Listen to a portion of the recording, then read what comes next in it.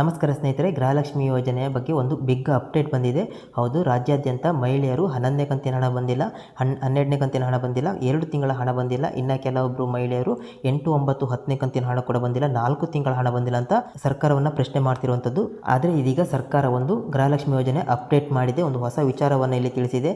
ಅದೇನಪ್ಪ ಅಂತ ಹೇಳಿದರೆ, ಕೆಲವೊಂದು ಮಹಿಳೆಯರು ಇದೀಗ 11 ಮತ್ತು 12ನೇ ಕಂತಿನ ಗೃಹಲಕ್ಷ್ಮಿ ಹಣ ಬರಬೇಕಾದ್ರೆ ಮತ್ತೊಮ್ಮೆ ಅರ್ಜಿ ಸಲ್ಲಿಸಬೇಕು. ಅರ್ಜಿ ಯಾವ ರೀತಿ ಸಲ್ಲಿಸಬೇಕು, ಎಲ್ಲಿ ಸಲ್ಲಿಸಬೇಕು, ಹಾಗಾದರೆ ಏನಿದು ಹೊಸ ಅಪ್ಡೇಟು, ಇದ್ರ ಬಗ್ಗೆ ನಿಮಗೆ ಸಂಪೂರ್ಣವಾದ ಮಾಹಿತಿಯನ್ನು ತಿಳಿಸ್ಕೊಡ್ತೀನಿ. ಹಾಗಾಗಿ ಯಾರೆಲ್ಲ ಗೃಹಲಕ್ಷ್ಮಿ ಯೋಜನೆಯ ಹಣಕ್ಕೋಸ್ಕರ ಕಾಯ್ತಾ ಇದ್ದೀರಿ, ಮುಖ್ಯವಾಗಿ 11 ಮತ್ತು 12ನೇ ಕಂತಿನ ಹಣ ಮತ್ತು ಪೆಂಡಿಂಗ್ ಇರುವಂಥ ಹಣಕ್ಕೋಸ್ಕರ ಕಾಯ್ತಾ ಇದ್ದೀರಿ, ಸೊ ಎಲ್ಲರೂ ಇದೊಂದು ಅಪ್ಡೇಟನ್ನು ಮಾಡಬೇಕಾಗತ್ತೆ. ಮಾಡಿದರೆ ಮಾತ್ರ ನಿಮಗೆ ಮುಂದಿನ ಎಲ್ಲ ಹಣ ಮತ್ತು ಪೆಂಡಿಂಗ್ ಇರುವಂಥ ಕಂತಿನ ಹಣ ನಿಮಗೆ ರಿಲೀಸ್ ಆಗುತ್ತೆ. ಹಾಗಾದರೆ ನೀವು ಏನು ಮಾಡಬೇಕು, ನಿಮಗೆ ಈ ವಿಡಿಯೋದಲ್ಲಿ ಸಂಪೂರ್ಣವಾದ ಮಾಹಿತಿಯನ್ನು ತಿಳಿಸ್ಕೊಡ್ತೀನಿ. ಅದೇ ರೀತಿ ಸ್ನೇಹಿತರೆ, ಒಂದು ವಿಡಿಯೋವನ್ನು ಲೈಕ್ ಕೊಟ್ಟು ಸಪೋರ್ಟ್ ಮಾಡಿ. ನಾವು ಮಾಡ್ತಿರುವಂಥ ವಿಡಿಯೋ ನಿಮಗೆ ಯೂಸ್ಫುಲ್ ಆಗ್ತಿದೆ ಅಂತ ನಮಗೆ ಗೊತ್ತಾಗುತ್ತೆ, ಹಾಗಾಗಿ ಒಂದು ಲೈಕ್ ಕೊಟ್ಟು ಸಪೋರ್ಟ್ ಮಾಡಿ ಸ್ನೇಹಿತರೆ.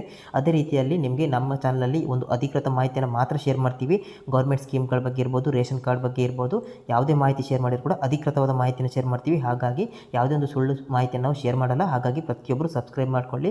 ಅದೇ ರೀತಿಯಲ್ಲಿ ಕಮೆಂಟ್ ಬಾಕ್ಸಲ್ಲಿ ಸ್ನೇಹಿತರೆ, ನೀವು ಯಾವ ಜಿಲ್ಲೆಯಿಂದ ವಿಡಿಯೋ ನೋಡ್ತಿದ್ದಾರೆ, ನಿಮ್ಮ ಜಿಲ್ಲೆಯ ಹೆಸರನ್ನ ಜೊತೆಗೆ ಎಷ್ಟು ಕಂತಿನ ಗೃಹಲಕ್ಷ್ಮಿ ಹಣ ನಿಮಗೆ ಪೆಂಡಿಂಗ್ ಇದೆ ಅದನ್ನು ಪ್ರತಿಯೊಬ್ಬರು ಕಮೆಂಟ್ ಬಾಕ್ಸಲ್ಲಿ ಕಮೆಂಟ್ ಮಾಡಿ ಸ್ನೇಹಿತರೆ.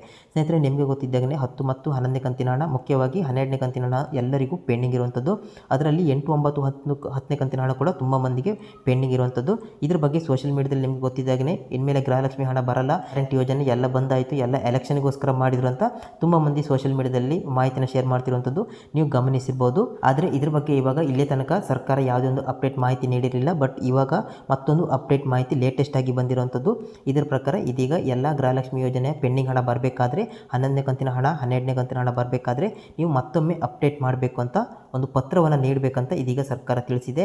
ಆ ಪತ್ರ ಯಾವುದು, ಯಾರೆಲ್ಲ ನೀಡಬೇಕು, ಎಲ್ಲಿ ನೀಡಬೇಕು, ನಿಮಗೆ ಸಂಪೂರ್ಣವಾದ ಮಾಹಿತಿಯನ್ನು ತಿಳಿಸ್ಕೊಡ್ತೀನಿ. ಇದರ ಜೊತೆಗೆ ನಾನು ಕಳೆದ ವಿಡಿಯೋದಲ್ಲಿ ತಿಳಿಸ್ಕೊಟ್ಟ ಹಾಗೆ ಲಕ್ಷ್ಮೀ ಹೆಬ್ಬಾಳ್ಕರ್ ಅವರು ಲೈವ್ ಆಗಿ ರಿಪೋರ್ಟರ್ ಜೊತೆ ಒಂದು ಅಪ್ಡೇಟ್ ಮಾಹಿತಿಯನ್ನು ನೀಡಿದ್ದಾರೆ. ರಿಪೋರ್ಟರ್ ನೇರವಾಗಿ ಲಕ್ಷ್ಮೀ ಹೆಬ್ಬಾಳ್ಕರ್ ಅವರು ಕೇಳ್ತಾರೆ, 2 ತಿಂಗಳಿಂದ ಗೃಹಲಕ್ಷ್ಮಿ ಹಣ ಬಂದಿಲ್ಲ, ಯಾಕೆ ಬಂದಿಲ್ಲ, ರಾಜ್ಯದ ಮಹಿಳೆಯರು ಕೇಳ್ತಾ ಇದ್ದಾರೆ ಯಾಕೆ ಬಂದಿಲ್ಲ ಅಂತ. ಆವಾಗ ಲಕ್ಷ್ಮೀ ಹೆಬ್ಬಾಳ್ಕರ್ ಅವ್ರ ಜೊತೆ ಮಾತನಾಡ್ತಾ ಒಂದು ಅಪ್ಡೇಟ್ ಮಾಹಿತಿಯನ್ನು ತಿಳಿಸ್ಕೊಡ್ತಾರೆ. ಟೆಕ್ನಿಕಲ್ ಎರರ್ ಇಂದ ಕಳೆದ 2 ತಿಂಗಳ ಗೃಹಲಕ್ಷ್ಮಿ ಹಣ ರಿಲೀಸ್ ಮಾಡೋಕ್ಕೆ ಸಾಧ್ಯ ಆಗಲಿಲ್ಲ, ಹಾಗಾಗಿ ಚಿಂತೆ ಮಾಡುವಂಥ ಅಗತ್ಯ ಇಲ್ಲ. ಇನ್ನು 8 ರಿಂದ 10 ದಿನದ ಒಳಗೆ ಯಾರಿಗೆಲ್ಲ 11ನೇ ಕಂತಿನ ಹಣ, 12ನೇ ಕಂತಿನ ಹಣ ಬಂದಿಲ್ಲ ಆ ಎಲ್ಲ ಹಣವನ್ನು ರಿಲೀಸ್ ಮಾಡ್ತೀವಿ. ಸ್ವಲ್ಪ ದಿನ ವೆಯ್ಟ್ ಮಾಡಿ, 8 ರಿಂದ 10 ದಿನದ ಒಳಗೆ ರಿಲೀಸ್ ಮಾಡ್ತೀವಿ.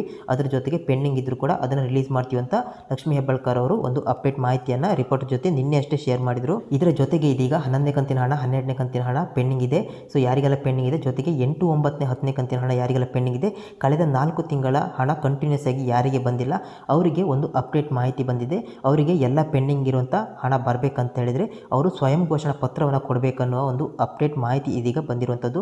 ಹೌದು, ಈ ಲಿಸ್ಟ್ನಲ್ಲಿ ಇರುವಂಥ ಎಲ್ಲ ಮಹಿಳೆಯರು ಸ್ವಯಂ ಘೋಷಣಾ ಪತ್ರವನ್ನು ನೀಡಬೇಕು ಅಂತ ಇದೀಗ ಒಂದು ಅಧಿಕೃತವಾದ ಮಾಹಿತಿ ಬಂದಿರತಕ್ಕಂಥದ್ದು. ಹೌದು, ಸ್ವಯಂ ಘೋಷಣಾ ಪತ್ರ ಯಾರು ಕೊಡಬೇಕು, ಯಾಕೆ ಕೊಡಬೇಕು, ಅದ್ರ ಬಗ್ಗೆ ನಿಮಗೆ ತಿಳಿಸ್ಕೊಡ್ತೀನಿ. ಹೌದು, ಇಲ್ಲಿ ಬಂದಿರುವಂಥ ಮಾಹಿತಿ ಪ್ರಕಾರ ನಿಮಗೆ ಸ್ಟಾರ್ಟಿಂಗ್ನಲ್ಲಿ ಅಂದರೆ ಗೃಹಲಕ್ಷ್ಮಿ ಯೋಜನೆ ಬಿಡುಗಡೆ ಆದಾಗ ಎಲ್ಲರಿಗೂ ಕೂಡ ಗೃಹಲಕ್ಷ್ಮಿ ಯೋಜನೆಯ ಲಾಭ ಪಡ್ಕೊಳ್ತಿದ್ರು, ಎಲ್ಲರೂ ಕೂಡ ಪಡ್ಕೊಳ್ತಿದ್ರು. ಅದರಲ್ಲಿ GST ಪೇಮೆಂಟ್ ಮಾಡುವವರು, ಜೊತೆಗೆ ಇನ್ಕಮ್ ಟ್ಯಾಕ್ಸ್ ಪೇಮೆಂಟ್ ಮಾಡುವವರು ಕೂಡ ಎಲ್ಲರೂ ಕೂಡ ಗೃಹಲಕ್ಷ್ಮಿ ಯೋಜನೆ ಲಾಭನ ಪಡ್ಕೊಳ್ತಿದ್ರು. ಬಟ್ ಇದೀಗ ಸರ್ಕಾರ ಇದ್ರ ಬಗ್ಗೆ ಒಂದು ಅಪ್ಡೇಟ್ ಮಾಡಿದೆ. ಕಳೆದ 3-4 ತಿಂಗಳ ಹಿಂದೆ ಇದೀಗ ಯಾರೆಲ್ಲ ಗೃಹಲಕ್ಷ್ಮಿ ಯೋಜನೆಯ ಫಲಾನುಭವಿ ಮಹಿಳೆಯರಿದ್ದಾರೆ ಎಲ್ಲರ ಲಿಸ್ಟನ್ನು ಮತ್ತೊಮ್ಮೆ ಅಪ್ಡೇಟ್ ಮಾಡಿತ್ತು ಅಂತ ಹೇಳಿದರೆ, ಟ್ಯಾಕ್ಸ್ ಪೇಯರ್ಸ್ ಯಾರಿದ್ದಾರೆ, ಅವರ GST ಪೇಯರ್ಸ್ ಯಾರೆಲ್ಲಿದ್ದಾರೆ ಅವರ ಹೆಸರನ್ನು ಲಿಸ್ಟ್ನಿಂದ, ಫಲಾನುಭವಿಗಳ ಲಿಸ್ಟ್ನಿಂದ ತೆಗೆದು ಹಾಕಲಾಗಿತ್ತು. ಆದರೆ ಇದರಲ್ಲಿ ಏನಾಯಿತು ಅಂತ ಹೇಳಿದ್ರೆ, ಈ ರೀತಿಯಾಗಿ ಲಿಸ್ಟಲ್ಲಿ ಅವರ ನೇಮನ್ನು ರಿಮೂವ್ ಮಾಡುವಾಗ ಕೆಲವೊಬ್ಬರು ಯಾವುದೋ ಒಂದು ಟ್ಯಾಕ್ಸ್ ಪೇಮೆಂಟ್ ಮಾಡ್ತಿರಲಿಲ್ಲ, ಆದರೂ ಕೂಡ ಅವರ ಹೆಸರು ಕೂಡ ರಿಮೂವ್ ಆಗಿತ್ತು. ಹಾಗಾಗಿ ಇವಾಗ ಯಾರೆಲ್ಲ ಟ್ಯಾಕ್ಸ್ ಪೇಮೆಂಟ್ ಮಾಡ್ತಾ ಇಲ್ಲ, GST ಪಾವತಿ ಮಾಡ್ತಾ ಇಲ್ಲ ಅವರಿಗೂ ಕೂಡ ಈಗ ಯಾರಿಗೆಲ್ಲ ಪೆಂಡಿಂಗ್ ಇದೆ, ಗೃಹಲಕ್ಷ್ಮಿ ಯೋಜನೆ ಹಣ ಪೆಂಡಿಂಗ್ ಇದೆ, ಅವರು ಇವಾಗ ಸ್ವಯಂ ಘೋಷಣಾ ಪತ್ರವನ್ನು ನಿಮ್ಮ ಹತ್ತಿರದ ಮಹಿಳಾ ಮತ್ತು ಮಕ್ಕಳ ಅಭಿವೃದ್ಧಿ ಇಲಾಖೆಗೆ ಹೋಗಿ ನೀವು ಇಲ್ಲಿ ಸ್ವಯಂ ಘೋಷಣಾ ಪತ್ರವನ್ನು ಕೊಟ್ಟರೆ ಮಾತ್ರ ನಿಮಗೆ ಪೆಂಡಿಂಗ್ ಇರುವಂಥ ಹಣ ರಿಲೀಸ್ ಆಗುವ ಬಗ್ಗೆ ಒಂದು ಅಪ್ಡೇಟ್ ಮಾಹಿತಿ ಬಂದಿದೆ. ಈ ಪತ್ರವನ್ನು ಕೊಟ್ಟಿಲ್ಲ ಅಂತ ಹೇಳಿದ್ರೆ ನಿಮ್ಮ ಹೆಸರು ಆ ಲಿಸ್ಟ್ನಿಂದ ರಿಮೂವ್ ಆಗಿರುತ್ತೆ. ಹಾಗಾಗಿ ನಿಮಗೆ ಮುಂದೆ ಕೂಡ ಯಾವತ್ತೂ ಕೂಡ ಗೃಹಲಕ್ಷ್ಮಿ ಯೋಜನೆ ಹಣ ಪೆಂಡಿಂಗ್ ಆಗಿ ಇರುತ್ತೆ, ಯಾವುದೇ ಕಾರಣಕ್ಕೂ ಬರುವುದಿಲ್ಲ. ಹಾಗಾಗಿ ಇದನ್ನು ನೀವು ಇಲ್ಲಿ ಅಪ್ಡೇಟನ್ನು ತಿಳ್ಕೊಬೇಕಾಗುತ್ತೆ ಸ್ನೇಹಿತರೆ. ಇದಿಷ್ಟು ಇದೀಗ ಬಂದಿರುವಂಥ ಅಪ್ಡೇಟ್ ಮಾಹಿತಿ. ನಿಮಗೆ ಗೃಹಲಕ್ಷ್ಮಿ ಯೋಜನೆ ಅಪ್ಡೇಟ್ ಮಾಹಿತಿ ಮತ್ತೆ ಬಂದಾಗ ನಿಮಗೆ ತಕ್ಷಣ ನಿಮಗೆ ವಿಡಿಯೋ ಮಾಡಿ ತಿಳಿಸ್ಕೊಡ್ತೀವಿ. ಜೊತೆಗೆ ರೇಷನ್ ಕಾರ್ಡ್ ಅಪ್ಡೇಟ್ ಬಂದಾಗ ಕೂಡ ತಿಳಿಸ್ಕೊಡ್ತೀವಿ. ಹಾಗಾಗಿ ಪ್ರತಿಯೊಬ್ಬರು ಚಾನಲ್ನ ಸಬ್ಸ್ಕ್ರೈಬ್ ಮಾಡ್ಕೊಳ್ಳಿ, ಹಾಗೆ ವಿಡಿಯೋವನ್ನು ಲೈಕ್ ಮಾಡಿ. ಅದೇ ರೀತಿಯಲ್ಲಿ ನಿಮಗೆ ಎಷ್ಟು ಕಂತಿನ ಗೃಹಲಕ್ಷ್ಮಿ ಹಣ ಬಂದಿದೆ ಪ್ರತಿಯೊಬ್ಬರು ಕಮೆಂಟ್ ಮಾಡಿ ಈ ಮಾಹಿತಿಯನ್ನು ನಿಮ್ಮ ಸ್ನೇಹಿತರಿಗೂ